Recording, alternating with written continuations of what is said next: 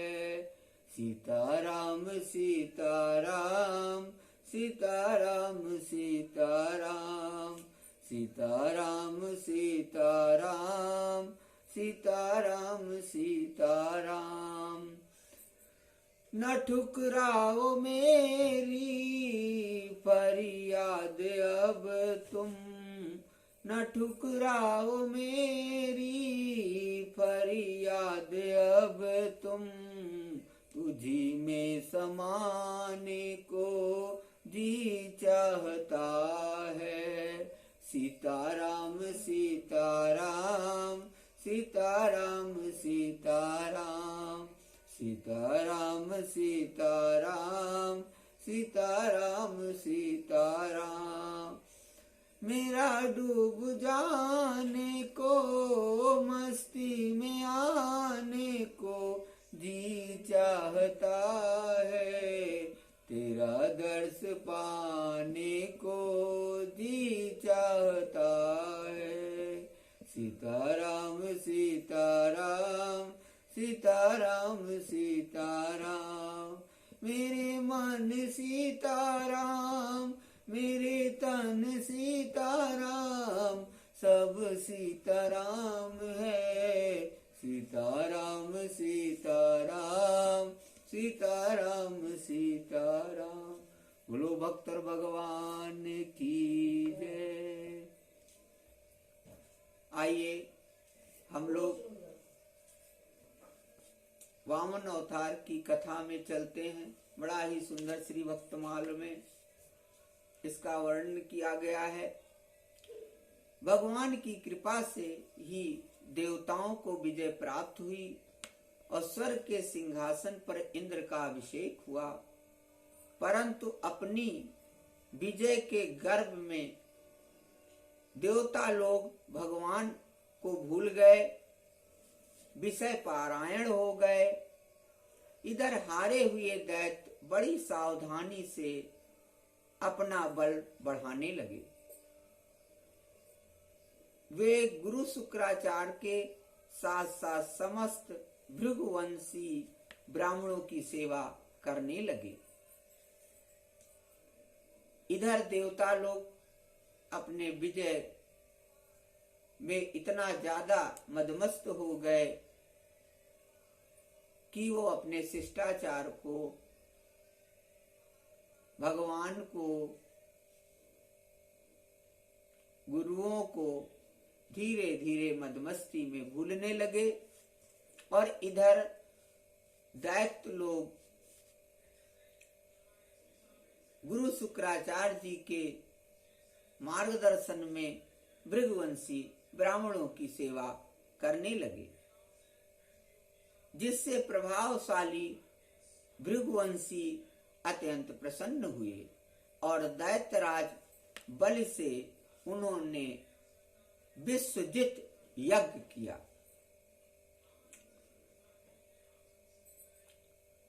प्रसन्न हुए और दैत्यराज बलि से उन्होंने विश्वजित यज्ञ कराया। ब्राह्मणों की कृपा से यज्ञ में स्वयं अग्निदेव ने प्रकट होकर रथ घोड़े आदि दिए और अपना आशीर्वाद प्रदान किया। इधर तो दैत्य गुरु शुक्राचार्य के मार्गदर्शन में विश्वजित यज्ञ करने में लगे हुए थे और उधर इंद्रादि देवता लोग मदमस्त होकर के भोग की वस्तुओं में ही डूबे हुए थे। इसलिए कभी भी धन बल वैभव या कुछ भी प्राप्त हो जाए तो जीव को मदमस्त नहीं होना चाहिए और इन सब वस्तुओं को क्षणिक समझ करके भूल जाना चाहिए और सतोगुणी कार्य करने का हमेशा प्रयास करना चाहिए। इधर जब दैत्यों ने विश्वजीत यज्ञ को पूर्ण कर लिया तो पहले तो अग्निदेव ने उन्हें आशीर्वाद दिया, शुक्राचार्य जी ने एक दिव्य शंख और प्रहलाद ने एक दिव्य माला दी। इस तरह सुसज्जित हो सेना सहित उन्होंने जाकर अमरावती को घेर लिया। देवगुरु बृहस्पति के आदेशानुसार देवताओं सहित इंद्र ने स्वर्ग को छोड़ दिया, क्योंकि गुरु बृहस्पति ने कहा कि इस समय दैत्यों को जीतना आसान नहीं है, क्योंकि उनके ऊपर गुरु शुक्राचार्य की कृपा तो है और विश्वजीत यज्ञ करके उन्होंने और कृपा प्राप्त कर ली है और साधन अर्जित कर लिए हैं, और जो उन्होंने अपार शक्ति अर्जित की है उस शक्ति से इस समय वर्तमान में जीतना या उन्हें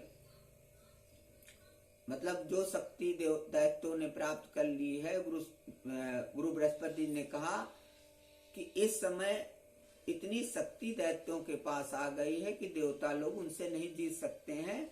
इसमें यही अपना भला है कि हम लोगों को इस समय अमरावती को छोड़ देना चाहिए। देवताओं सहित इंद्र ने स्वर्ग को छोड़ दिया और कहीं जा छिपे।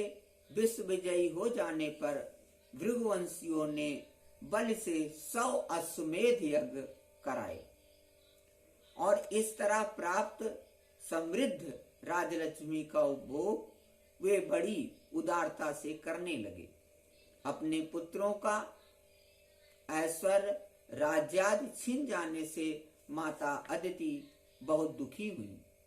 अपने पति कश्यप जी के उपदेश से उन्होंने पयोव्रत किया। भगवान ने प्रकट होकर कहा कि ब्राह्मण और ईश्वर बल के अनुकूल हैं, इसलिए वे जीते नहीं जा सकते। मैं अपने अंश रूप से तुम्हारा पुत्र बनकर तुम्हारे संतान की रक्षा करूंगा। इतना कहकर भगवान अंतर्धान हो गए और फिर भाद्रपद शुक्ल द्वादशी को मध्याह्न काल में अभिजित मुहूर्त में भगवान विष्णु महर्षि कश्यप के अंश द्वारा अदिति के गर्भ से प्रकट हुए और कश्यप अदिति के देखते देखते उसी शरीर से वामन ब्रह्मचारी का रूप भगवान ने धारण कर लिया। बोलो वामन भगवान की जय। ठीक वैसे ही जैसे कोई नट अपना भेष बदल ले। भगवान को वामन ब्रह्मचारी के रूप में देखकर महर्षियों को बड़ा आनंद हुआ और उन लोगों ने कश्यप प्रजापति को आगे करके उनके जात कर्म आदि संस्कार करवाए। जब उनका उपनयन संस्कार होने लगा तब सूर्य ने उन्हें गायत्री का उपदेश दिया। बृहस्पति ने यज्ञोपवीत और कश्यप ने मेखला दी। पृथ्वी ने कृष्ण, मृग चर्म, वनस्पतियों के स्वामी चंद्रमा ने दंड, माता अदिति ने कौपीन और उत्तरीय वस्त्र, आकाश के अभिमानी देवता ने छत्र, ब्रह्मा ने कमंडल, सप्त ऋषियों ने कुश और सरस्वती ने रुद्राक्ष की माला समर्पित की। कुबेर ने भिक्षा पात्र और साक्षात जगन माता अन्नपूर्णा ने भिक्षा दी। इस प्रकार उनका ब्रह्मचर्य दीक्षा पूर्ण हुई। उसी समय भगवान ने सुना कि सब प्रकार की सामग्रियों से संपन्न यशस्वी बलि भृगुवंशी ब्राह्मणों के आदेशानुसार बहुत से अश्वमेध यज्ञ कर रहे हैं। तब उन्होंने वहां के लिए यात्रा की। राजा बलि नर्मदा नदी के उत्तर तट पर भृगु कच्छ नामक क्षेत्र में भृगुवंशियों के आदेशानुसार एक श्रेष्ठ यज्ञ का अनुष्ठान कर रहे थे। ठीक उसी समय हाथ में छत्र, दंड और जल से भरा कमंडल लिए वामन भगवान ने अश्वमेध यज्ञ के मंडप में प्रवेश किया। बोलो वामन भगवान की। वे कमर में मूंज की मेखला और गले में यज्ञोपवीत धारण किए हुए थे। बगल में मृग चर्म और जटा सिर पर थी। राजा बलि ने स्वागत वाणी से उनका अभिनंदन किया और चरणों को पखार कर चरण तीर्थ को मस्तक पर रखा। फिर बटुक रूपधारी भगवान से बोले, ब्राह्मण कुमार, ऐसा जान पड़ता है कि आप कुछ चाहते हैं। बड़ा ही सुंदर है, यहाँ पे बड़ा ही सुंदर वर्णन है कि भगवान की भाव भंगिमा, भगवान के जो शरीर पे भगवान वामन भगवान ने धारण किया उसका बड़ा ही सुंदर वर्णन किया कि कमर में मूंज की मेखला, गले में यज्ञोपवीत, बगल में मृग चर्म और जटा सिर पर थी। राजा बल ने स्वागत वाणी से उनका अभिनंदन किया और चरणों को पखार कर चरण तीर्थ को मस्तक पर रखा। फिर बटुकधारी